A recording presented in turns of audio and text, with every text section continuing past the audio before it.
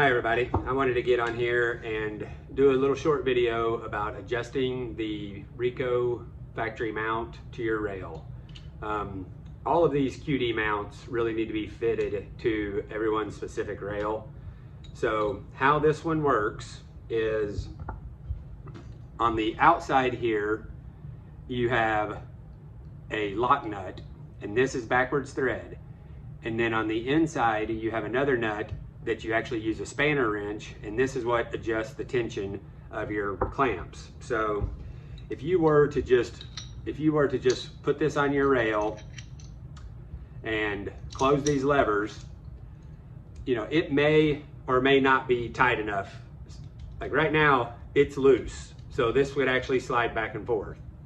So the best way that I've found to adjust these clamps is to crack this lock nut open, but this is backwards thread. So crack it to the right and relieve the pressure on both of these. Go ahead and close your levers on your rail. So go ahead and put this on your rail that you're mounting it to, and go ahead and close these levers.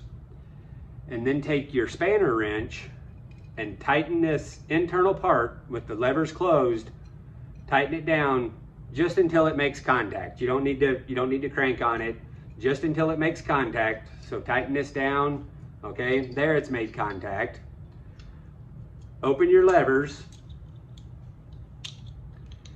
and give this about another third of a turn. So give it about a third of a turn on both of them. And with about a third of a turn, you should have nice clamping pressure on both of these. And then that's going to be good and tight. And once you know, if that's not enough, if you close it and it still feels a little loose, well, open it and give it just a little more turn. You should have nice resistance when you close these levers. And then once you have the tension adjusted, then go ahead and tighten this lock nut back down to the left, just until it makes contact, and snug it up. You don't need to get crazy on, you know, torquing it down or anything. It's just a lock nut. So once that's jammed against that internal nut, it's going to keep it from backing off. Another good thing to always do is when you have these, before you clamp this down, you're going to want to slide your scope forward until it bottoms out on that recoil lug. I don't know if you can see this movement now, but there's a little bit of movement in those rails. So slide the scope forward towards the muzzle until it bottoms out, and then go ahead and close those levers, and then that should be good and secure.